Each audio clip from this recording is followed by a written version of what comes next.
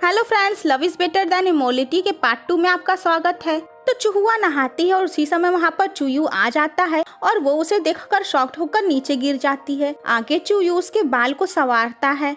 चूहुआ सोचती है कि ये सिस्टम भी कितना क्रेजी था जो उसे ऐसी सिचुएशन में भेज दिया जहाँ साओ बाई इतना नॉन रोमांटिक है और वही चूयू इतना ज्यादा फ्लर्टी है। तो आगे सभी कवि सम्मेलन में जाते हैं जहाँ सभी मार्शल आर्ट्स और जिंदगी की ही पोयम्स को बोलते हैं। चूहुआ फेंग से कहती है कि हमें इस ट्रेडिशन को चेंज करके प्यार वाली पोयम्स को भी बोलना चाहिए और फेंग उसके बाद एक लव पोयम बोलता है। वही चूहुआ सिस्टम के पोयम्स को याद करते हुए एक पोयम बोलती है जिसमें चूयू का नाम मेंशन रहता है और ये सुनते ही वहाँ पे सारे मार्शल आर्ट्स वाले उसके ऊपर अपनी तलवार उठा लेते हैं। फिर क्या था, वो बेहोश होने का नाटक कर लेती है। तो आगे जब साओ बाई चूहुआ को लेकर वहाँ से निकलने लगता है तो सारे मार्शल आर्ट्स वाले उसे वहाँ से जाने नहीं देते हैं। साओ बाई ये बात क्लियर करता है कि चूहुआ का उस इविल लोगों का नाम लेने का कोई भी इंटेंशन नहीं था। तो आगे चूहुआ से मिलने के लिए एक बार फिर से चूयू आता है और चूहुआ सोने का नाटक करती है। तो उसी समय बाहर साय साय आती है और वो चूहुआ को बुलाती है। तो चूहुआ साओ बाई की आवाज में बोलकर उसे वहाँ से भेजती है। तो फ्रेंड्स, ये आवाज बदलकर बोलने का हुनर केवल इविल सेक्ट वालों के पास ही था। साय साय देखती है कि साओ बाई तो बाहर है और फिर वो आवाज बदलने वाली बात साओ बाई को बताती है। वो दोनों अंदर जाते हैं लेकिन वो देखते हैं कि साओ बाई तो वहाँ पे ड्रंक होकर पड़ी हुई है। तो फ्रेंड्स, साओ बाई अपनी फियांसी हुआ की पेंटिंग उसके हुआ फैमिली से मंगवाया रहता है और वो ये देखकर खुश हो जाता है कि उसकी फियांसी दरअसल चूहुआ ही है। तो साओ बाई खुश होकर चूहुआ के साथ रात में घूमने निकल जाता है। तो साय साय को अब चूहुआ के ऊपर शक हो गया रहता है। वो इस बारे में अपने डैड को बताती है और फिर आगे वो चूहुआ को अपने डैड के पास ले जाती है जो उसे किडनैप करवा के फूलू को देते हैं। जो आदमी चूहुआ को पकड़ा रहता है उसे चूहुआ तरह तरह की धमकी देती है कि तुम मेरे भाई को जानते नहीं हो, वो बहुत ही क्रूर है और लोगों की आंखें निकाल लेता है। और चूहुआ को कोई आइडिया नहीं होता है कि वो उसी के बारे में उससे ही बात कर रही है क्योंकि नकाब के पीछे तो चूयू ही होता है। तो फोलो और साय साय के डैड में फाइटिंग होने लगती है और फोलो उन सबको हरा देता है। तभी चूयू भी सामने आ जाता है। चूहुआ उसे देखकर खुश होकर उसे अपना भाई बुलाती है लेकिन वो चूहुआ को वहीं अकेला छोड़कर वहाँ से चला जाता है। वो चूहुआ और साथ ही साय साय को भी किडनैप कर लेता है क्योंकि वो भी उसकी तलाश में वहाँ पहुँच गई रहती है। तो फूलू वही लॉन्जिविटी नट पाने के लिए चूहुआ को किडनैप किया था, वो उससे साओ बाई और चूयू के साथ उसके रिलेशन के बारे में पूछता है। वो उसे धमकाने के लिए उसका हाथ भी घायल कर देता है। तो आगे फिर वहाँ पर चूयू पहुँचता है और फ्रेंड्स, इससे ये बात पता चलती है कि चूयू इतना पावरफुल और इतना ज्यादा सातिर है कि वो हर जगह पहुंच जाता है बिना किसी के नोटिस के। चूहुआ रोते हुए उसके गले लगती है। चूयू से बताता है कि वो उसे अकेला छोड़कर इसलिए चला आया ताकि फूलों को उसकी कमजोरी का पता न चल पाए। वो उसका घायल हाथ ठीक कर देता है और उसे किस करके उसे हील भी कर देता है। और चूहुआ को ये बात थोड़ी अजीब लगने लगती है। चूयू उसे अपने साथ ले जाने के बजाय वहाँ से निकलने का रास्ता बताकर चला जाता है। तो चूहुआ जाकर फूलों की वाइफ से मिलती है जो कि बहुत ही काइंड बिहेवियर की रहती है। वो उससे बताती है कि वो और उसकी फ्रेंड यहाँ पर ट्रैप हैं और यहाँ से निकलना चाहती हैं। जिसके बाद फूलों की वाइफ उन दोनों को वहाँ से निकाल देती है। तो फ्रेंड्स, चूहुआ की यहाँ एक गलतफहमी खत्म होती है क्योंकि ये अफवाह रहती है कि फूलो एक मास्टर की वाइफ को जबरदस्ती उठाकर अपनी वाइफ बना लिया है, लेकिन वो देखती है कि फूलों की वाइफ तो फूलों से बहुत ज्यादा प्यार करती है और यहाँ बहुत खुश है। तो चूहुआ और साय साय वापस आने के बाद साओ बाई को उस किडनैपिंग के बारे में कुछ भी नहीं बताती हैं। तो आगे मून फेस्टिवल के रात चूहुआ की मुलाकात मार्केट में चूयू से होती है और उसे पता चलता है कि चूयू ने इसके पहले इस फेस्टिवल को नहीं मनाया है। उसके साथ मून फेस्टिवल मनाने जाती है। वो सब मून केक्स बनाने में काफी ज्यादा मस्ती करते हैं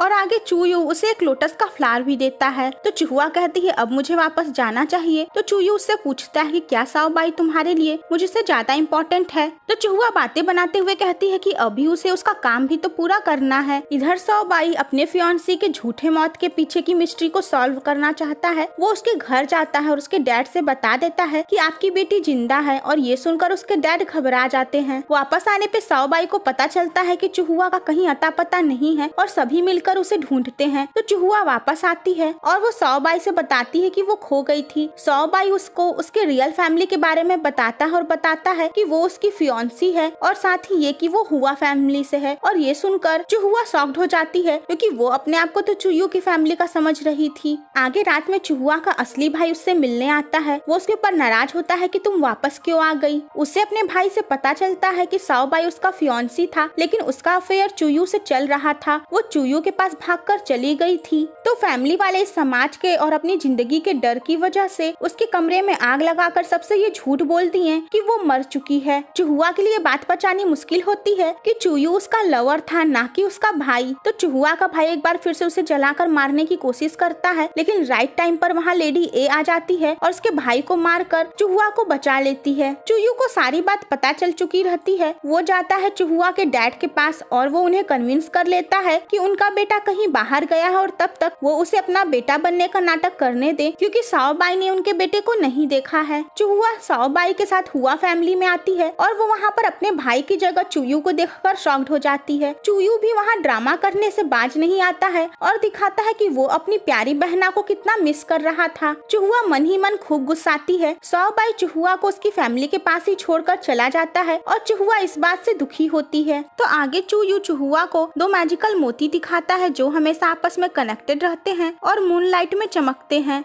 तो आगे साओबाई वहाँ पर आता है। चूहुआ उससे मिलकर खुश होती है, लेकिन चूयू जेलस होता है और उसे उससे दूर करता है। वहाँ पर साओबाई और चूहुआ की मैरिज की बात होती है। चूहुआ के मन में शादी के लड्डू फूटने लगते हैं, लेकिन तभी चूयू उस पे पानी फेर देता है। वो कहता है कि वो अपनी बहन की शादी उससे नहीं करवाएगा और उसके डैड भी इस शादी को करने से मना कर देते हैं और इस तरीके से उन दोनों की शादी टूट जाती है। आगे चूहुआ दुखी होकर चिल्ला चिल्ला कर रोती है। वो चूयू से पूछती है कि तुमने ऐसा क्यों किया। तो चूयू बताता है क्योंकि मुझे ऐसा लगता है कि साओबाई तुमसे उतना प्यार नहीं करता है। चूहुआ वहाँ से भागना चाहती है तो चूयू उसे जाने देता है। चूहुआ जाकर मिलती है साओबाई से। वो साओबाई से बताती है कि वो उससे भागकर शादी करेगी। वहीं साओबाई जैसे सीधे साधे भोले भाले इंसान के लिए ये काफी टेढ़ी बात रहती है। तो चूयू साम दाम दंड भेंट कर कर चूहुआ को वापस बुलाना चाहता है। तो पूरे टाउन में ये अफवाह फैल जाती है कि हुआ फैमिली में वो मैजिकल नट मौजूद है, क्योंकि टाउन में एक अनजान नोटिस लगा रहता है। साय साय के डैड अपने साथियों के साथ, निंग के डैड अपने साथियों के साथ और वहीं फूलू सभी हुआ फैमिली पहुंचते हैं उस लॉन्जिविटी नट के चक्कर में। वहाँ पर फाइटिंग शुरू हो जाती है और चूयू भी अपने असली रूप में आ जाता है। वो चूहुआ को लेकर वहाँ से निकलता है।